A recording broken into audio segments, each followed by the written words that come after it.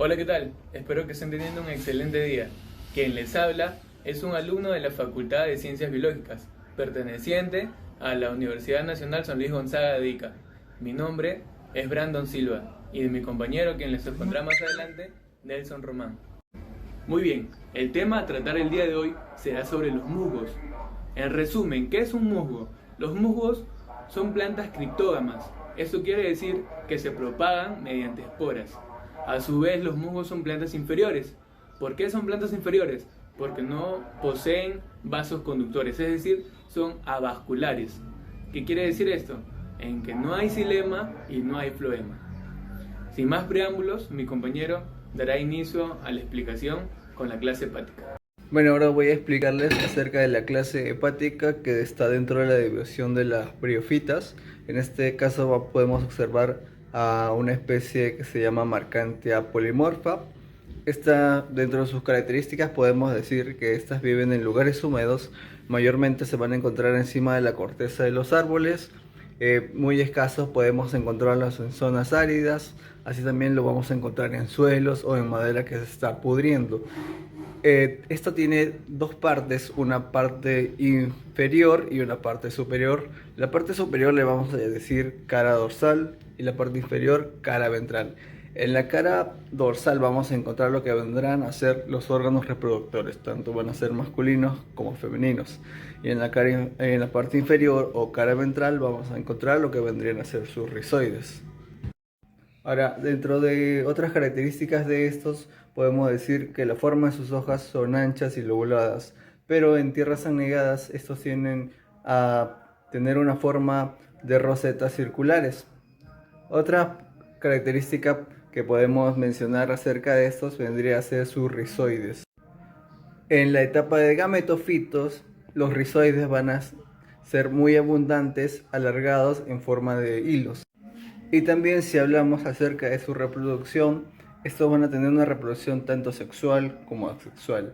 En la imagen podemos identificar lo que vendrían a ser sus rizoides por la parte inferior y por la parte superior. En el dorso vamos a encontrar lo que vendría a ser un aparato reproductor femenino, al cual se denomina arque, que va a dar formación a las ovocélulas.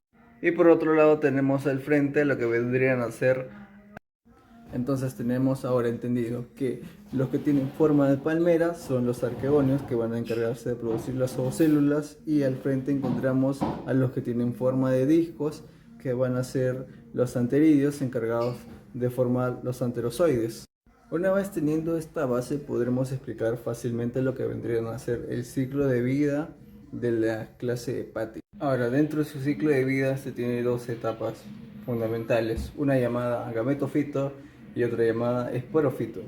En la etapa del gametofito, estos van a tener mucho más tiempo de duración y aparte de esto, estos van a ser haploides. En cambio, en la etapa del esporofito, estas van a ser de vida muy corta. Una vez que botan las esporas, van a marchitarse y estas son un cuerpo diploide.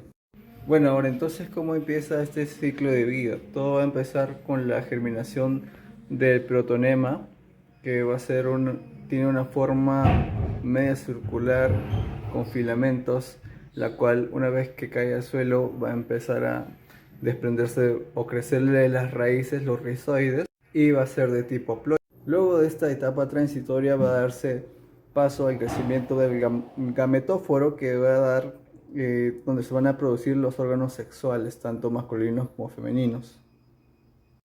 Como ya mencioné, el anteridio, órgano sexual masculino, y el arquegonio, órgano sexual femenino. En este caso, el anterozoide va a tener que nadar hasta pasar por el cuello del arquegonio para llegar a fecundar lo que vendría a ser la ovocélula. Ahora, tenemos que dejar en claro algo muy importante, que estas especies de clase hepática o bien pueden ser dioicas o bien pueden ser monoicas. ¿Cuándo vendría a ser dioica? Cuando los órganos sexuales, tanto masculino como femenino, van a nacer en plantas gametofitas diferentes. Y dioica cuando ambos órganos, tanto masculino como femenino, van a nacer en diferentes ramas, pero de la misma planta, en el cual el anterozoide va a tener que desplazarse por flagelos hasta llegar a lo que vendría a ser el arquegonio para poder fecundar. Ahora, como se había mencionado, los anterozoides tienen dos flagelos, por lo cual se denomina biflagelados, los cuales van a nadar hasta llegar al arquegonio. Esto muy bien lo pueden hacer por su propia cuenta, pero fracasarían muchas veces, así que con la ayuda de las gotas de las lluvias o la salpicadura del agua van a poder movilizarse de mejor manera hasta hacer todo el recorrido para llegar a fecundar las ovocélulas. Cuando estos dos gametos haploides se van a unir, tanto el masculino como el femenino, se va a dar formación al esporofito diploide. Después de esta unión entre la célula masculina, una vez que se han fecundado lo que vendría a ser el gameto masculino y el femenino, van a dar paso al huevo cigoto, ¿no? ¿Qué vendría a ser en este caso el esporofito diploide? Una vez que fecundado esto, el esporofito diploide en una etapa inmadura va a tener tres fases importantes. Bueno, las fases, quise decir partes importantes de ellas, que van a ser la parte del pie o pedicelo, la parte de cápsula y la otra parte que se llama seta. La parte del pie o pedicelo en este caso va a servir de anclaje y para la absorción de los nutrientes por parte de la planta madre. Y dentro de la cápsula se van a encontrar lo que vendría a ser la producción de las esporas. Ahora, y la función de la seta pues está muy parecida, como si fuera un tallo. Va a tener la función de conectar lo que vendría a ser el pie y la cápsula. Una vez que este esporofito ya se ha desarrollado, se va a alargar la parte de la seta, va a crecer, va a alargarse y va a romper lo que vendría a ser la cápsula del arcogonio. Entonces, ¿qué es lo que va a pasar dentro de esta cápsula? Dentro de esta cápsula se va a ocurrir una división, donde va a dividirse en dos tipos de células.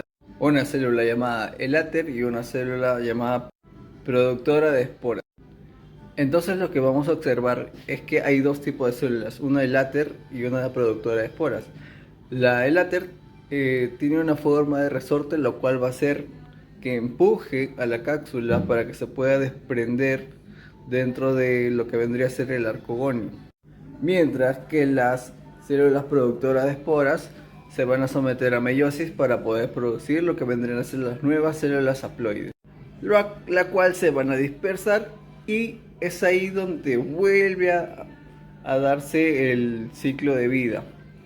O sea que en ese caso entenderíamos esto como el final del ciclo de vida, con una fase de intercambio de generaciones, tanto sexual como asexual, para lo que vendría a ser las clases hepáticas. Ahora, hablemos un poco de lo que vendría a ser la reproducción tipo asexual. Algunas de estas hepáticas son capaces de poder reproducirse de manera sexual. En este ejemplo seguimos con lo que vendría a ser la marcantia polimorfa, en la cual se van a dar la formación de los propágulos, que van a ser los cuerpos pluricelulares, que son capaces de poder desarrollar un nuevo gametofito. Entonces, aquí podemos ver uno de los llamados consectáculos. Una de las características de estos es que son con bordes dentados, se encuentran en la parte de superficie del talo, y en su interior vamos a encontrar lo que vendrían a ser los propágulos.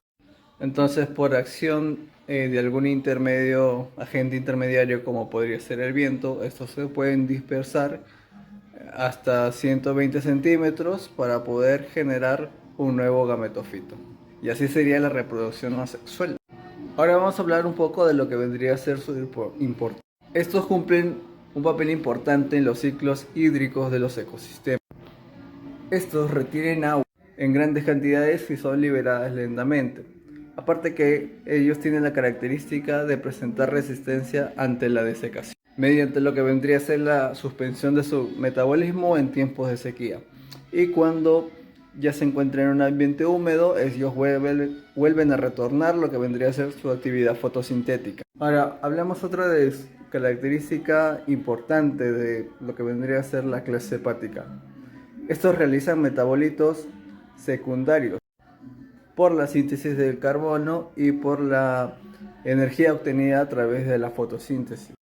Estos metabolitos secundarios se agrupan en 4 grupos dependiendo de su estructura: en terpenos, en compuestos fenólicos o aromáticos, glicósidos y alcaloides. Por lo que, en resumidas cuentas, podríamos decir que estos tienen un uso biotecnológico y también farmacéutico. Los terpenos y los compuestos aromáticos son muy importantes para distintos tipos de actividades biológicas, como son actividades antimicrobiana, antifúngica, como relajantes musculares, como actividad citotóxica y antitumorales. Muy bien, continuando con la explicación, ahora les hablaré sobre la clase Musi, que vendría siendo la clase más grande dentro de los musgos, ya que se encuentra dentro de esta el 95% de todas las especies de la misma. La especie que estamos viendo sería la Buxbaumia viridis. Como se puede apreciar, esta especie crece sobre la corteza de los árboles. Muchas de las mismas plantas en ocasiones crecen sumergidas bajo las corrientes de agua, incluso sobre roca desnuda, lo que los hace ser la primera planta en colonizar nuevas tierras, dando lugar para que ingresen las plantas superiores, promoviendo así el desarrollo y el crecimiento de las mencionadas. Otras especies solamente pueden vivir en ciertos sustratos o en algunos bosques maduros nada contaminados. El pequeño grupo de especies que viven en lugares acuáticos lo hacen siempre en zonas oxigenadas, como por ejemplo las paredes de los riachuelos, rocas desnudas cerca de la orilla y cataratas limpias con corriente de agua, causando así la muerte de la especie si el agua se llegara a quedar estancada o muy baja en oxígeno. Muchas de sus especies poseen la capacidad de deshidratarse, entrando así a un estado de latencia, el cual termina cuando éstas vuelven a hidratarse y renuevan así su ciclo de crecimiento, lo que les da la capacidad de estar un buen tiempo sin hidratarse debido a que poseen espaciones laminares o irregularidades en la cara superior de sus hojas, lo que hace que en éstas se pueda incorporar o se pueda almacenar mayor cantidad de agua por mucho más tiempo, tardando así mucho más tiempo en evaporarse. De esta manera alargan la fotosíntesis. A continuación les explicaré con ayuda de este esquema cómo es el ciclo de vida de estos musgos. Entonces, empezamos desde los esporangios. La bolsa esporángica que posee dentro las esporas, esta se abre, se liberan así las esporas, cayendo en el sustrato o en el suelo donde ésta se va a germinar, tomando el nombre de protonema, es decir, solamente haploide. Una vez germinado este protoenema, se producirá un gametofito, el cual el gametofito dentro de sus hojas poseerá algunas hojas llamadas anteridios y algunas hojas llamadas arquegonios. ¿Qué son los anteridios y los arquegonios? Son gametangios, o sea, la facultad o el único trabajo que tiene el gametofito es de generar gametangios, los masculinos anteridios y los femeninos arquegonios. Una vez los anterozoides se encuentren en excelentes condiciones, ya sea por acción del aire, por acción de la humedad, estos se van a trasladar hacia el arquegonio, fecundándolo así y produciendo la oósfera, que viene siendo un cigoto diploide, quiere decir 2N. Ya con la maduración y el crecimiento, esta oósfera se va a producir en un esporofito. Continuando con la explicación, quiero que quede bien claro cuáles son los gametofitos y los esporofitos. En el esquema que se les está mostrando, los gametofitos vendrían siendo esas hojas verdes que se muestran al lado izquierdo superior, y los esporofitos vendría siendo eso que tiene forma de un fideo marrón. Muy bien, una vez se haya generado el esporofito, ese en la cima tendrá la bolsa de esporas que, como se le había explicado, se le llama opertáculos. Esa, por meiosis, es la que se reproduce dentro de la cápsula. Esta, al abrirse, liberará las esporas haploides, quiere decir 1N. Estas, al llegar a un sustrato o al llegar a la ubicación en la que el musgo se va a producir, se va a generar una nueva especie del mismo, tendrá como nombre el gametofito foláceo, que será la espora que se pegó al sustrato, y el protonema filamentoso ramificado, que será a su vez o hará las veces de la raíz del mismo musgo. Ahí se puede ver los anterídeos y los arquegonios, y los anterozoides ingresando a la oósfera, generando así el huevo o cigoto, que viene siendo diploide. Eso quiere decir 2N. Por acción de mitosis, el cigoto se divide en dos, produciendo, como ya se había explicado, el crecimiento de un esporofito, que el esporofito viene siendo un elemento dependiente del gametofito. ¿Qué quiere decir? Que si no hay gametofito, no hay esporofito. Aquí arriba tienen un pequeño esquema sobre el gametofito y el esporofito. Como ya saben cuál es el gametofito, que es haploide, solamente 1N, y el esporofito diploide, 2N. Vendría siendo la zona alargada, la Z, la parte superior la cápsula y dentro la capilla. Muy bien amigos, espero que les hayamos podido dar una muy buena explicación y que no les haya quedado dudas sobre lo que son los musgos. Hasta la próxima, sin más que decir. Muchas gracias.